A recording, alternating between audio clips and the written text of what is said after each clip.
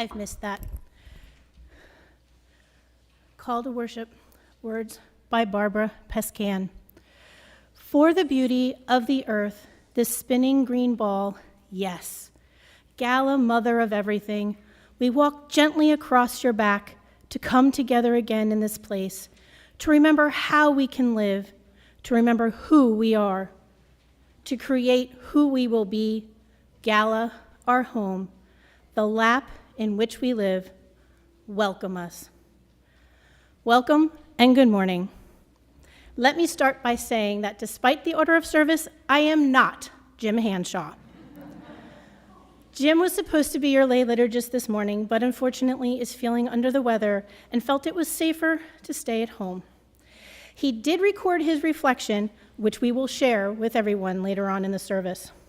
I am, however, Amy Firestein, co-chair of the worship team and filling in for Jim, who I have to say took a lot of time to work with today's guest, Don Brown, to put together today's service. So pretty much everything I am going to say that is either a welcoming or a benediction or a chalice lighting is everything that Jim put together. So I want to give credit where credit is due. Also part of today's service, in conjunction with Don Brown, is Lois Voigt, our accompanist, Corey Ness, our Director of Religious Exploration, our wonderful song leader, Diane Vaughn, and service tech, David Spear, who I thank for agreeing to fill in at the last minute. Whether you are a member or a visitor joining us in person, or you are worshiping virtually, we are so happy that you have chosen to join us this morning. For our worshipers online, a Zoom online coffee hour will follow today's service starting at 11:30. For those here in person, we will have coffee hour in person in the common room downstairs. If you are interested in helping out with coffee hour each week, please see Michael McCullough, who you will see organizing things downstairs. We are so happy you have chosen to worship with us, and we welcome you to our fellowship hours and any other in-person or online activities at UCH. In the spirit of the transformative power of community in all its forms, I am so happy to welcome you to UCH. Whoever you are, wherever you live, whomever you love, and whatever you do for a living, you are welcome at the Unitarian Church of Harrisburg. I now share with you words by Albert Schweitzer for our chalice lighting.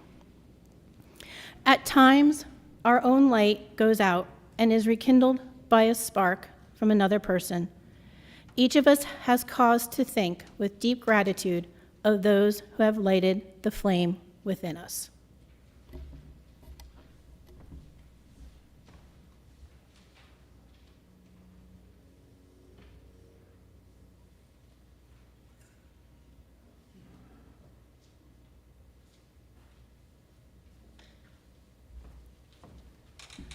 I now invite everybody to stand as they are willing or able and sing from the great hymnal, For the Beauty of the Earth.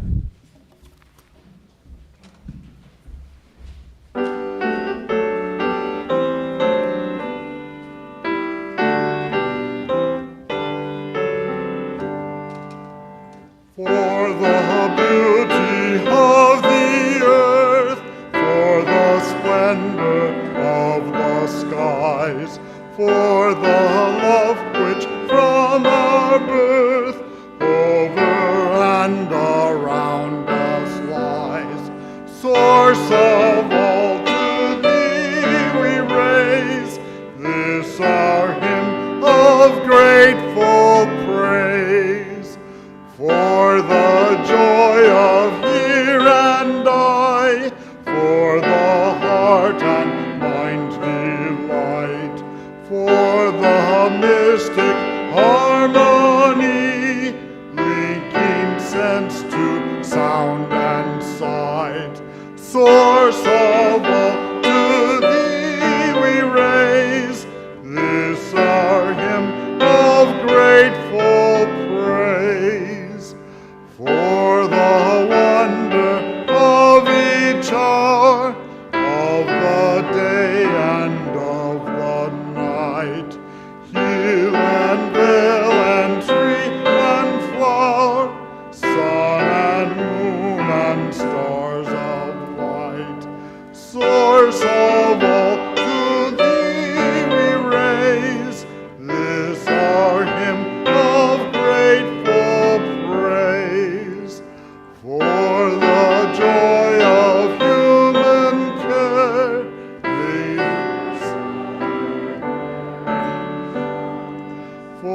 the kinship we all share, for all gentle thoughts and mild, source of all to thee we raise this our hymn of grateful praise. You may be seated.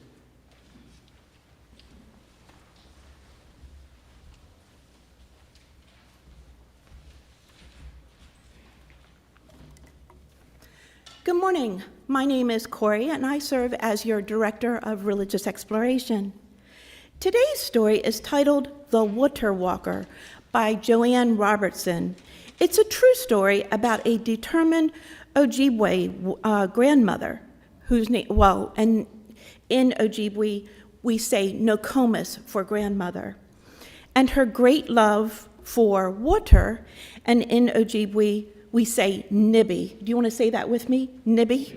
There you go. Nokomis walks to raise awareness of our need to protect Nibby for future generations and for all her life on the planet. She, along with other women, men, and youth, have walked around all of the Great Lakes from the 4 saltwaters or oceans to Lake Superior. The walks are full of challenges, and by her example, she invites us all to take up our responsibility to protect our water, the giver of life, and to protect our planet for all generations. So we'll begin our story. Nokomis loved Nibby, and Nibby loved Nokomis, rain or shine, hot or cold, calm or wild. Every morning, like the other women in her family before her, Nokomis hopped out of her bed, and before doing anything else, she would sing, "Nibby, for the life you give to every living thing on earth, I love you, I respect you." But one day, a wise leader told her, "In my lifetime, the day will come when an ounce of water will cost more than an ounce of gold. What are you going to do about it?" She looked around. She saw how people were disrespecting the water, wasting it, making it unfit for life. A few moons went by, and then one night, Nokomis had a dream. Early next morning, Nokomis called her sister and women friends over for tea to talk about their responsibility to protect Nibby. 4 days later, Nokomis and the Mother Earth Water Walkers, I'll say that again, the Mother Earth Water Walkers, as they became known, found themselves standing on the side of the road wearing sneakers. Nokomis carried a copper pail full of Nibby in one hand and a bald eagle staff in the other. So imagine that.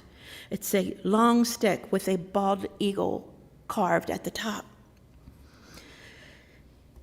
If no one noticed Nibby, maybe they would notice the water walkers. Maybe someone could ask why they carried Nibby in their copper pail. Maybe someone would be moved to protect Nibby too. Nokomis and Mother Earth Water Walkers walked around all the Great Lakes and the St. Lawrence River. They walked every spring for 7 years. They prayed and sang to Nibby. They left sacred tobacco in every lake, river, stream, and puddle that they met. They got up before the birds and went to bed when Grandmother Moon rose. Nokomis was interviewed on television, in newspapers, and on the radio. She was even in movies. But big companies, politicians, and even her next-door neighbors still did not feel the urgency to protect Nibby. "What more can I do?" wondered Nokomis. A year later, over by the Atlantic Ocean, a woman friend had a dream, which she shared with Nokomis as soon as she woke up. Nokomis shared the dream with all the people she had met during her previous walks. Word spread fast across Turtle Island, and everybody began to prepare. Next thing you know, there were women standing at each salt nibby surrounding Turtle Island with a copper pail in one hand and a bald eagle staff in the other, wearing sneakers. One year after a devastating oil spill, Nokomis and the water walkers set off from the Gulf of Mexico, singing to the Nibby and praying for healing for Nibby. Water, we love you, we thank you, we respect you.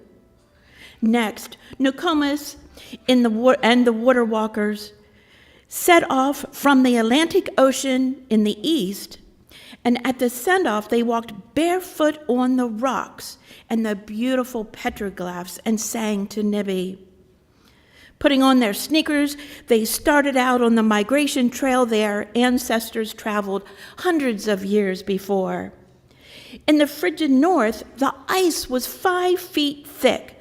Nokomis and the Mother Earth water walkers placed sacred tobacco in the frozen Nibby, singing their thanks, respect, and love. Saltwater tears filled the Mother Earth water walkers' eyes as the 4 salt Nibby met Lake Superior. One day, the 4 salt Nibby will be reborn as clouds and be carried home on the wind, said Nokomis. Nokomis went through 3 knees and 11 pairs of sneakers walking for Nibby.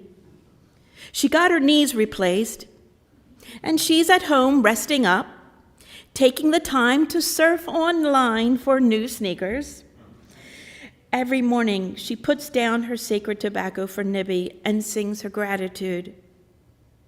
She prays people will wake up and realize that without Nibby, there is no life. And she continues to wonder, what are you going to do about it?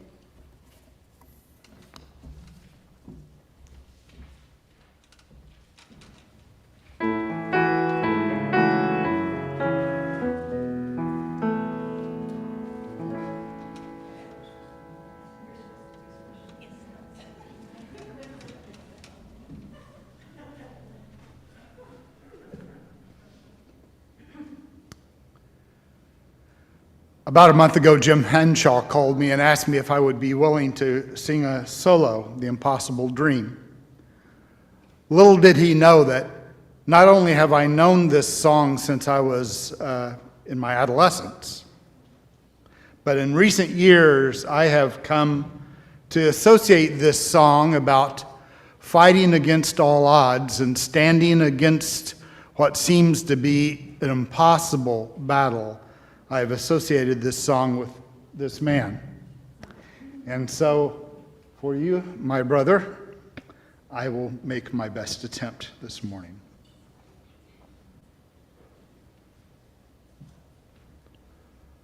To dream the impossible dream, to fight the unbeatable foe, to bear with unbearable sorrow, to run where the brave dare not go, to right the unrightable wrong, to love pure and chaste from afar, to try when your arms are too weary, to reach the unreachable star. This is my quest, to follow that star, no matter how hopeless, no matter how far, to fight for the right without question or pause, to be willing to march into hell for a heavenly cause. And I know, if I'll only be true to this glorious quest, that my heart will lie peaceful and calm when I'm laid to my rest. and the world will be better for this, that one man, scorned and covered with scars, still strove with his last ounce of courage to reach the unreachable star.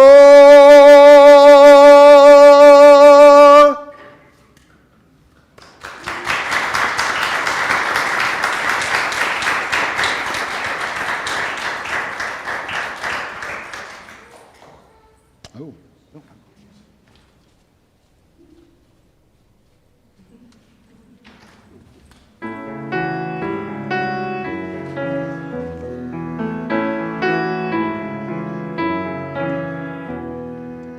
Now we bless you on your way. May you feel love every day.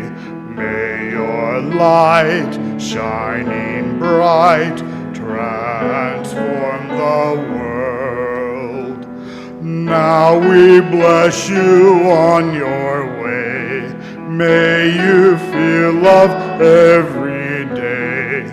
May your light, shining bright, transform the world with love.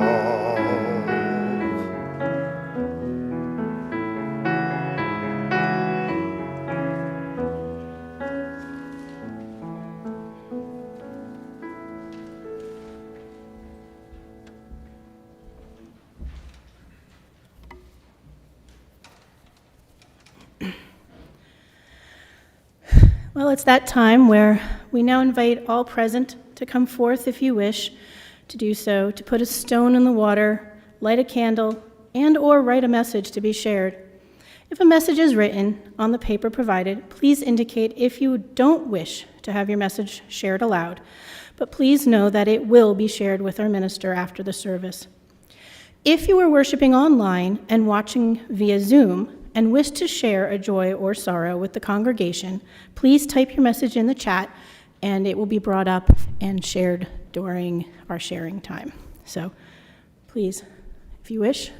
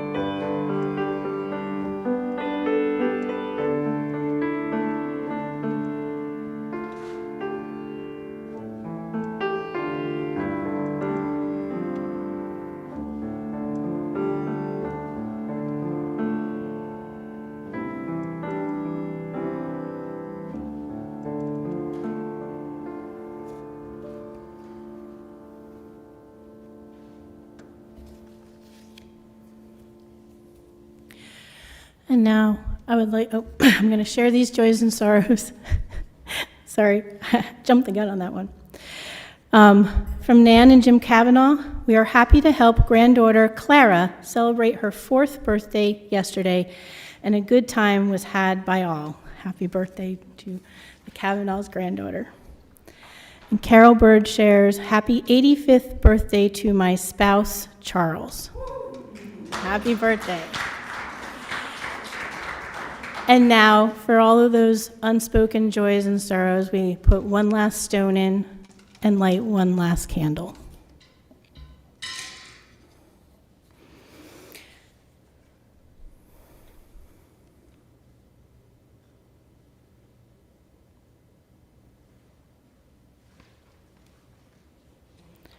And now I invite everyone to take a moment of silence to reflect on all those joys, sorrows, and personal thoughts left unspoken, but no less important. Then at the end of the silence, we will sing hymn number 66 in the gray hymnal, When the Summer Sun is Shining.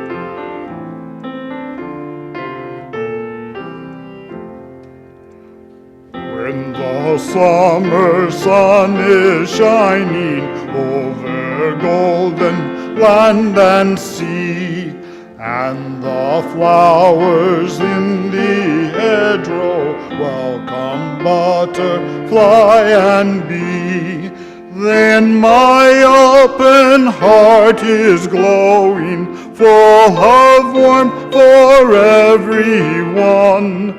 And I feel an inner beauty which reflects the summer sun.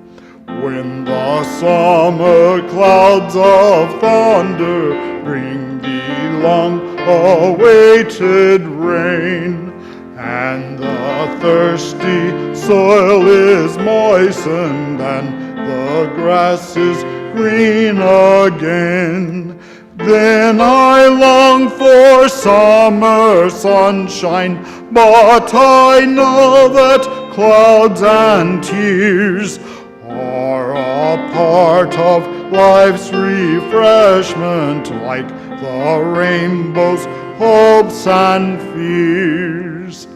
In the cool of summer evening, when the dancing insects play, and in garden, street, and meadow linger echoes of the day, then my heart is full of yearning, hopes and memories flood the whole of my being, reaching inwards to the corners of my soul.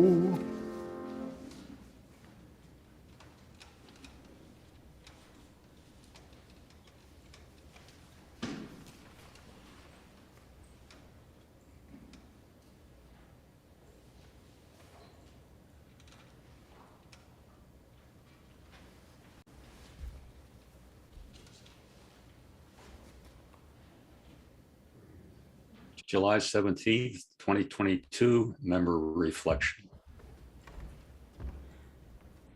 I've known Don Brown as a friend and a mentor for several years. We share a common arc of history from the end of World War II to the present day as the leading edge of what became known as the baby boomer generation. Ironically, what brings us together today is a young woman named Greta Thunberg. She represents a generation born around the year 2000 that has come to be known as Generation Z. She's saying to our generation, "How dare you?" And we agree with her. Don and I came of age with President John Kennedy, who told us, "Ask not what your country can do for you, ask what you can do for your country." And a minister named Martin Luther King Jr. told us, "Injustice anywhere is a threat to justice everywhere." We are caught in an inescapable network of mutuality, tied in a single garment of destiny. Whatever affects one directly affects all indirectly. He wrote that from the Birmingham jail in 1963.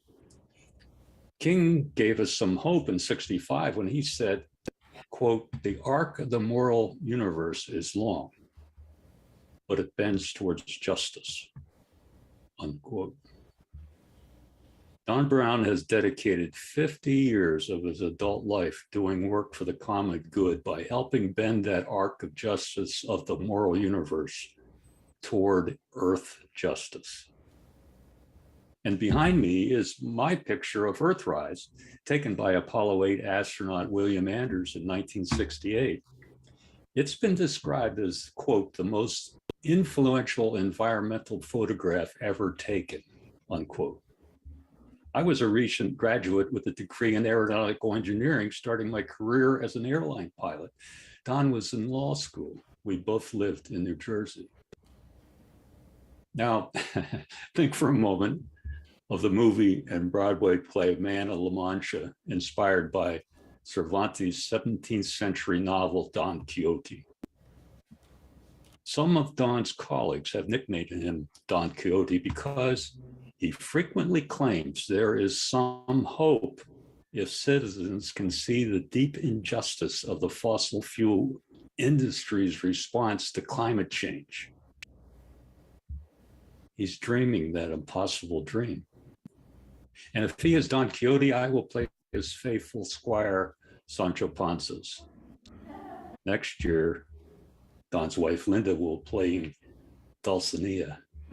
She doesn't know that yet. On to more serious things. My first existential threat was being under my desk in grade school in a nuclear attack drill. I still remember that. A foreign country was threatening me. 70 years later, the children under their desks are preparing for an active shooter. That threat is not from a foreign country, but from their local community. They won't forget that fear. Our nuclear threat, though, was contained by the understanding among nations. It was an understanding, it wasn't a pact, called Mutual Assured Destruction, MAD. So far, it's working. Today, we're describing a threat not only to our physical selves, but also the possible threat to all life on this planet due to what we feel is a rapid human-induced warming of the biosphere. And I understand, it's hard to understand most people that a few degrees centigrade will make a big difference, because I'd say, well, I just turned the thermostat down. And some of the boomers even say that I don't care, I'm near the end of my life, I've got mine. It doesn't work that way. Scientists tell us this may be a threat to all life on this planet.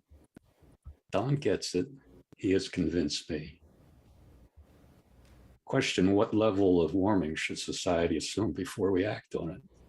We all have skin in this tragic game, even the perpetrators of the injustice. There's a perceptible chance that this may be the most important threat humans have ever faced. It's important to get this right. Professor Brown holds a BS in Commerce and Engineering Sciences from Drexel University, a Juris Doctor Award from Seton Hall University School of Law, and an MA in Liberal Studies majoring in Philosophy and Art from the New School in New York City. His career path started in New Jersey in the 70s with the beginning of the environmental protection movement, rising to the position of a director in the New Jersey DEP. Moving to Camp Hill in 1979, he held many director positions in the Pennsylvania Department of Environmental Protection. And during the Clinton administration, he represented the US negotiating at the UN on climate change, biodiversity, and other sustainability issues. Back in Pennsylvania, he became an associate professor at Penn State University with a concentration in environmental ethics, science, and law. He has been a visiting professor in China, Japan, Australia, and New Zealand. For the last 10 years, he's been scholar in residence for sustainability, ethics, and law, Widener University Law School. And over the last several decades, he has taught or lectured on climate change ethical policy issues over 70 times in 38 countries. And finally, UNESCO is the United Nations educational, scientific, and cultural organization that has 199 member states. It should be noted that as of December 31st, 2018, the United States is no longer a member. In 2019, Don won the UNESCO Avicenna Prize for Ethics in Science. He and Linda traveled to the award ceremony in Paris on November 11th, 2019. Also in 2019, Greta Thunberg was named Time Magazine Person of the Year for her efforts to raise global awareness of environmental issues. On the Avicenna Prize is the quote, "Professor Brown is a world-renowned expert in environmental science, and more specifically in the international climate change movement. He has sought to ensure that applied ethics is central to climate change policy development, both nationally and internationally." Don Quixote continues in his lifelong quest to bend the moral arc of the universe towards earth justice.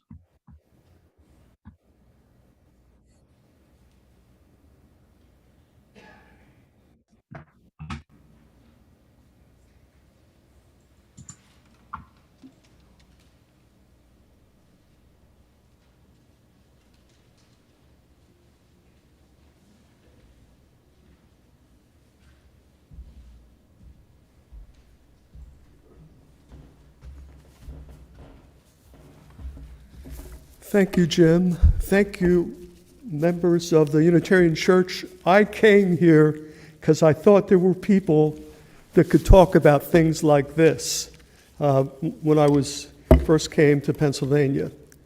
I'm terribly indebted to, and in this audience, there are people who have been leaders on justice issues. So I'm going to claim that we all have a duty to fight for justice, but some of you are already doing it.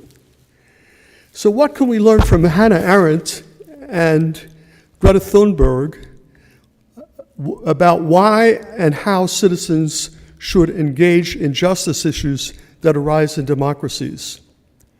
Hannah Arendt is globally highly respected political theorist, initially due to her insights about the rise of fascism and tyrannical governments. Yet most Americans that know of her, they know of her because of her controversy that her book, Eichmann in Jerusalem, on the banality of evil, caused.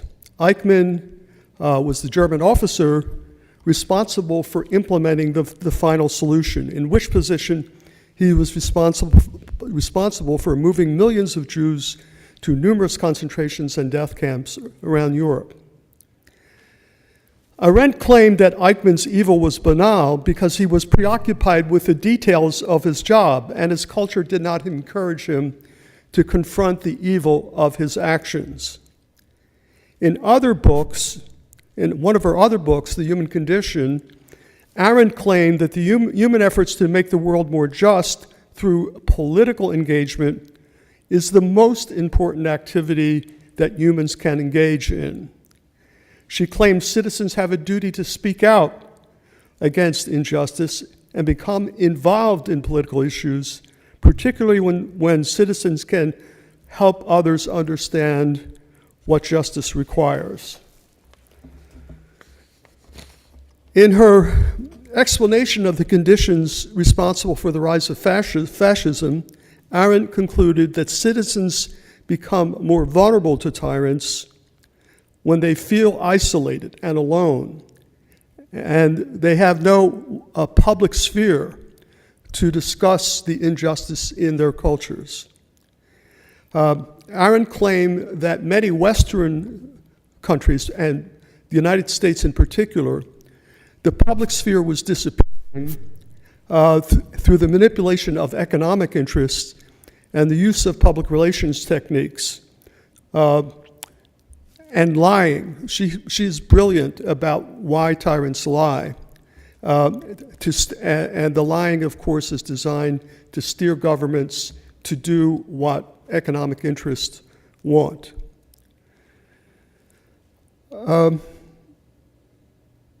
Arendt also believed that many people in positions to help achieve just outcomes of policies fail to do so because they are being guided by social norms which prevent them from thinking.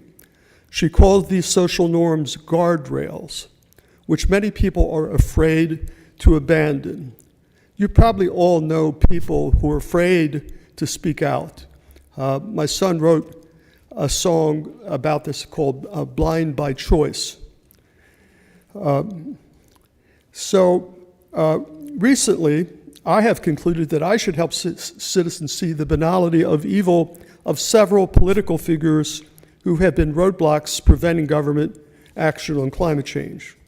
For instance, I hope to write an article soon on the banality of Senator Joe Manchin's evil, who has been blocking federal climate legislation that would reduce the U.S. horrible, indefensible, despicable carbon footprint.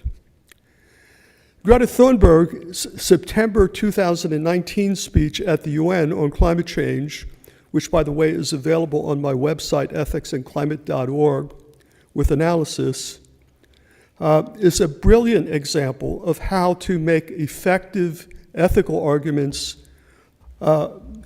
against arguments made by opponents of climate change.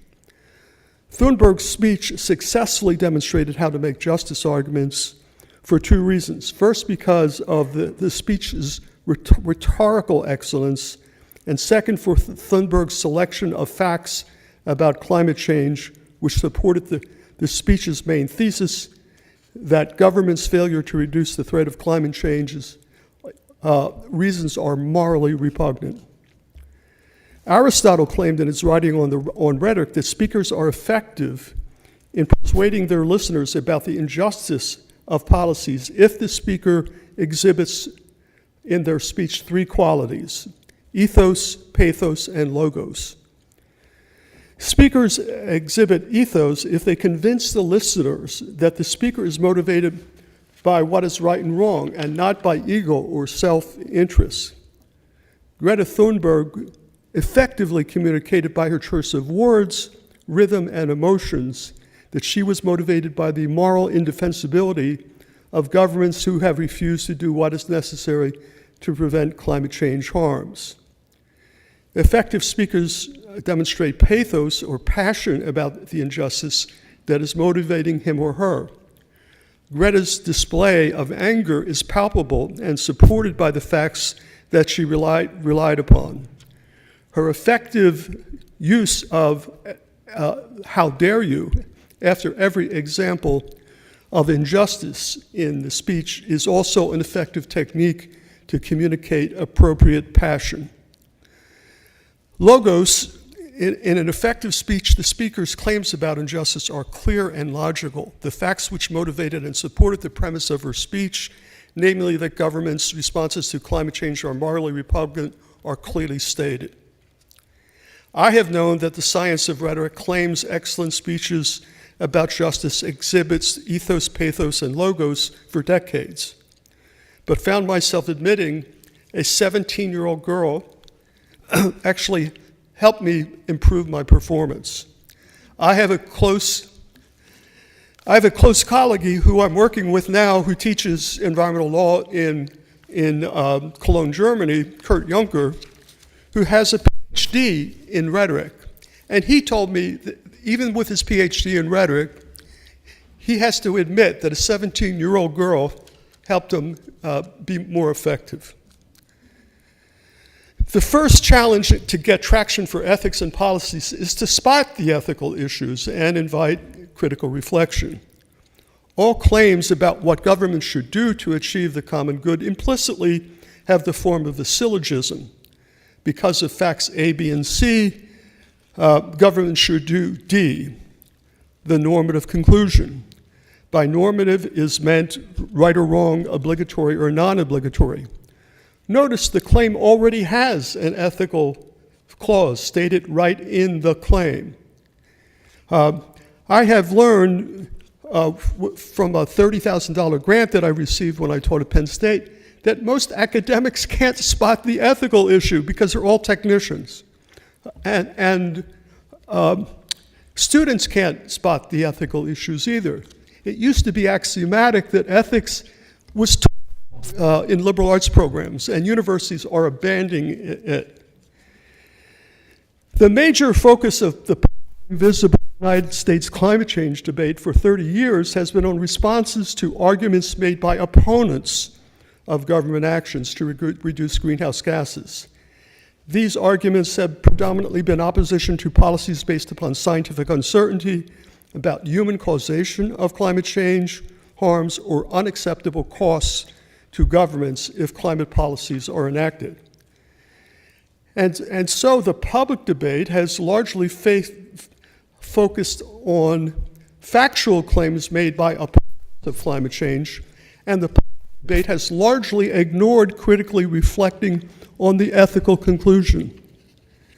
For climate change, this narrow focus on factual claims has been enormously harmful and consequential because all nations had already agreed to abide by ethical principles that undermine the legitimacy of the scientific uncertainty and excessive cost claims.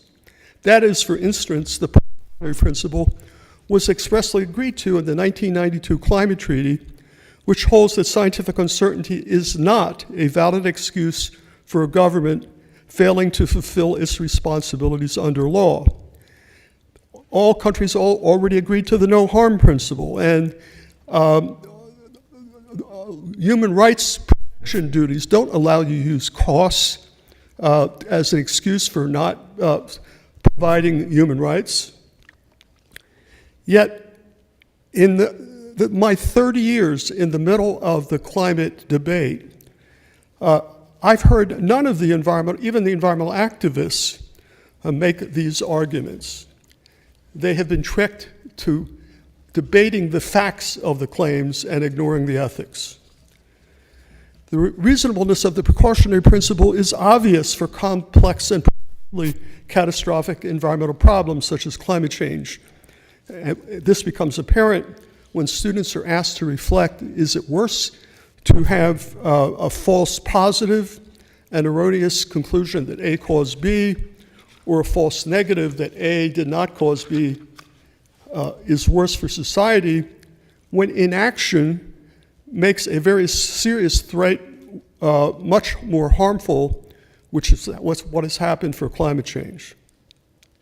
And it's so at the heart of scientific procedures are ethical assumptions, which surprisingly most academic faculty don't know.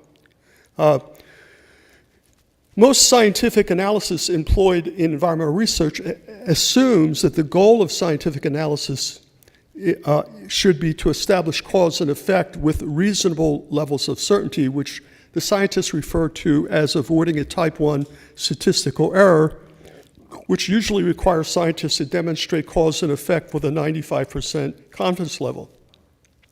There are many environmental problems that you can't do that for practical reasons. And so Europe has adopted the precautionary principle across its approach to environmental issues.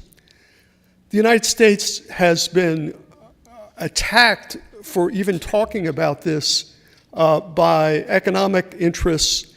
There was the creation of an organization called the Organization for Sound Science, which have been, along with other propaganda, have been affecting what Americans do.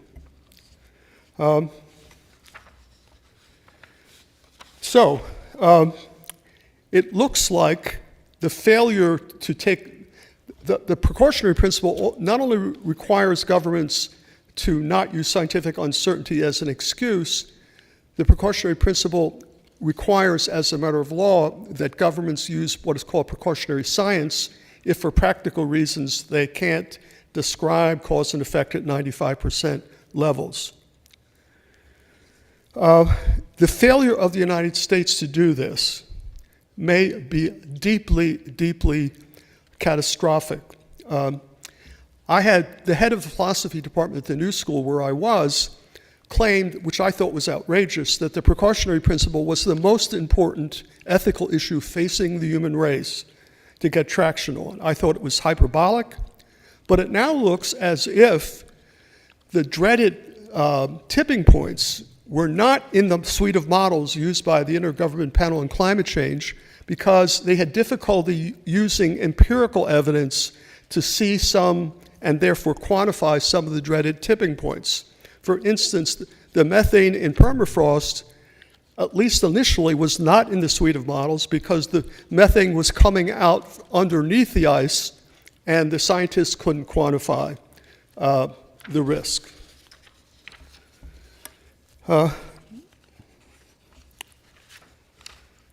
Climate change policy development must face numerous ethical questions in policy formation.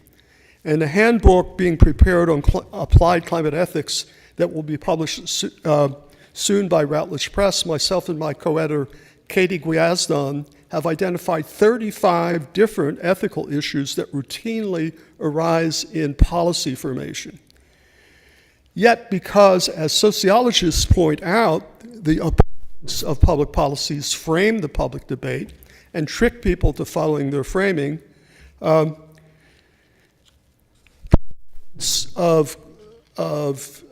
climate policy usually rely upon technical experts to refute the arguments of the opponents of climate change. And so mostly science and economics are the people that we bring to the debate about climate change who have no experience in helping people ethically deal with the ethical issues which are already implicit in the debate. I'll give you an example of one terrible failure to discuss the ethical issues, and then I will conclude. Every greenhouse gas reduction target implicitly takes a position on three ethical issues. One is, what is the warming limit goal that the target is designed to achieve in cooperation with others? Two, what is the carbon budget that the government used? The carbon budget is the amount of greenhouse gases that are available for the whole world to have any hope of achieving a carbon limit goal, given that there are many carbon budgets available which have different probabilities. The amount of the global carbon budget that the government is allocating to itself, which is determined by the speed at which the government achieves the carbon budget. And the last thing is the equitable basis on which the quantitative conclusion of the target is based. If there's any policy issue that needs to educate citizens on one of the ethical issues. It's this question of equity. All nations agree they have a legal duty to determine their emissions reductions to meet a warming limit goal based upon equity. Both opponents and opponents of climate change always get the equity wrong. They have no idea. The universities are completely failing to educate citizens on what equity would require.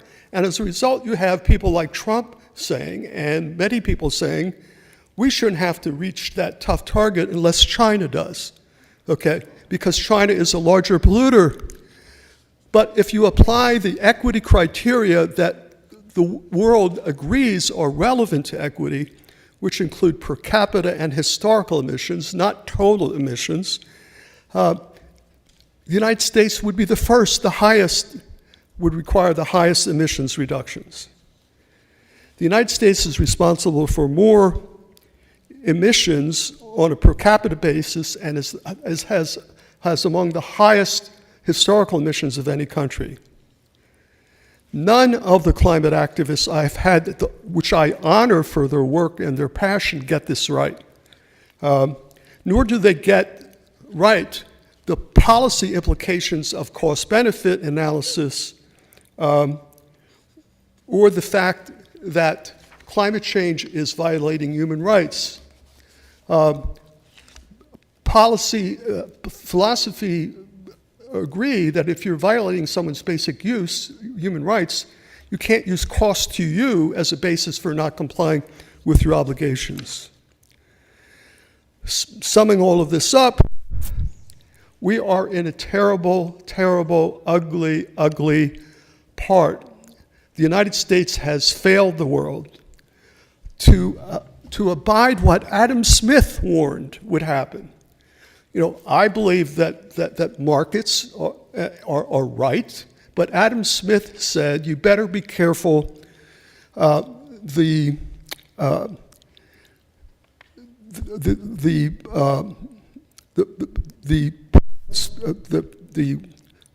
economic class will manipulate. What Adam Smith said is that the people in charge of the economy, this is his quote, will ruthlessly plot against the public interest. There's a wonderful three-part PBS Frontline series on what Exxon and other countries have done to get people to believe that climate change isn't serious. I would highly recommend it. It's available on my website. The world is in trouble because US and some other governments have ignored Adam Smith's warning that the merchant class would sometimes ruthlessly scheme against the public interest. Hannah Arendt would say to us, we have a need to educate civil society about the details of the despicable disinformation campaign, which there are hundreds of sociological papers which are summarized on my website under the title of Disinformation. And Greta would say to the fossil fuel industry, how dare you? Thank you.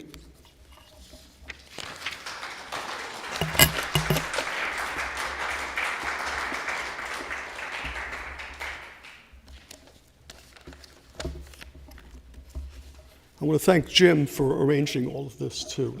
I want to, when you do something like this, you realize what a talented staff we have to put these services together.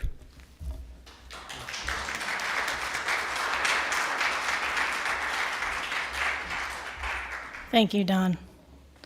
And again, we do thank Jim because he did do a lot to put this service together. I now invite everyone to please join me in reading the UCH Covenant. Love is the spirit of this congregation, and service is our gift. This is our great covenant, to dwell together in peace, to speak our truths in love, and to help one another. And it's now that time when we remind everybody that it's time to give. The Unitarian Church of Harrisburg is, as always, a freely gathered church of free people. The church is created, sustained, and supported by you. The ministry continues even whether the church building is open or closed. Each month, we share half of our Sunday plate with a local nonprofit organization. This month, we are sharing the plate with the Downtown Daily Bread. DDB is a ministry of Pine Street Presbyterian Church at 310 North 3rd Street. The 501c3 organization serves the hungry and homeless of Harrisburg, providing a daily lunch, counseling services, showers, lockers, mail delivery, and a safe and secure environment to rest and access a variety of other assistance. Breakfast is served Monday through Friday from 7 a.m. to 8 a.m., lunch from noon to 1 every day, and other services are available on weekdays from 7 a.m. to 3 p.m. For those worshiping online or for those here in person who wish to contribute, please see the email with the link for today's service or visit uchbg.org homepage for options for contributing. For those who are here in the sanctuary who wish to contribute in person, the collection plates will be passed around by today's ushers. Your financial support and commitment matter. Please consider giving what you are able.